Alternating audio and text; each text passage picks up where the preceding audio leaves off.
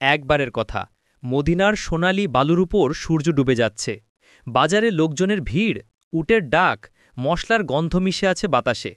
কিন্তু এক কোণে একটা ভাঙা খেজুর গাছের নিচে বসে আছে হাসান, একটা 10 বছরের ছেলে। তার চোখে ক্ষুধা, হাতে একটা ফাঁকা ঝুড়ি। বাবা মারা গেছে যুদ্ধে, মা অসুস্থ। আজ সারাদিন একটা খেজুরও বিক্রি হয়নি। হাসান ফিসফিস করে বলে, ইয়া আল্লাহ, আমাদের বাঁচাও। হঠাৎ একটা ছায়া পড়ে তার উপর। এক লোক, মুখ ঢাকা চাদরে, হাতে একটা ভারী থলে। লোকটা চুপচাপ থলেটা হাসানের পায়ের কাছে রাখে আর চলে যায়। হাসান খোলে, ভিতরে সোনার দিনার, রুটি, খেজুর আর একটা চিরকুট। আল্লাহর নামে, যে গোপনে দেয় তার প্রতিদান আল্লাহ গোপনে দেন। হাসানের চোখ চকচক করে। কে এই রহস্যময় দাতা? পরদিন আবার হাসানের মা সুস্থ হয়ে উঠছে, কিন্তু টাকা ফুরিয়ে যাচ্ছে। রাতে দরজায় টোকা। একই লোক, আরেকটা থলে। এবার চিরকুটে, সাদাকা গোপনে করলে আল্লাহ তোমার পাপ ঢেকে দেন। হাসান লুকিয়ে দেখে লোকটা দূরে দাঁড়িয়ে নামাজ পড়ছে। তার পিঠে একটা পুরনো দাগ, যেন তলোয়ারের চিহ্ন। হাসানের মনে প্রশ্ন, এ কে? কেন গোপনে? তৃতীয় দিন হাসান অনুসরণ করে। লোকটা মসজিদে যায়, কিন্তু মুখ দেখা যায় না। হঠাৎ একটা চোরের দল হাসানকে ধরে। তারা থলে ছিনতাই করতে চায়।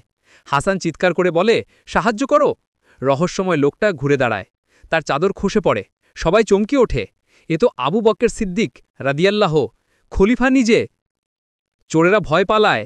আবু বকর হাসানকে জড়িয়ে ধরেন।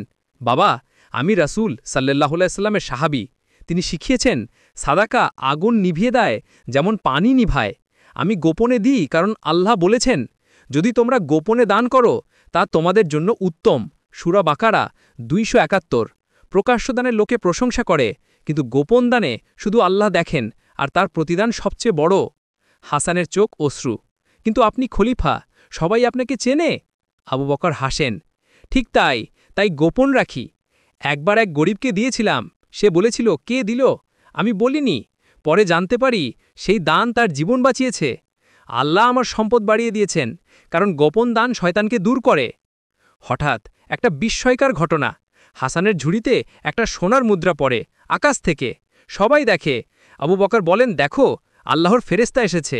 এটা প্রমাণ, গোপন দানের বদলে আল্লাহ প্রকাশ্যে দেন। হাসান বড় হয়ে সেই শিক্ষা ছড়ায়। মদিনা জুড়ে গোপন দানের ঝড় ওঠে। আর আবু বকর, তিনি বলতেন, সবচেয়ে বড় ধনী সে যে আল্লাহর জন্য খরচ করে গোপনে। শেষ কথা, ভাইয়েরা, বোনেরা, আজ থেকে একটা গোপন সাদাকা করো। কাউকে বলো না। দেখো আল্লাহ কিভাবে তোমার জীবন বদলে দেন।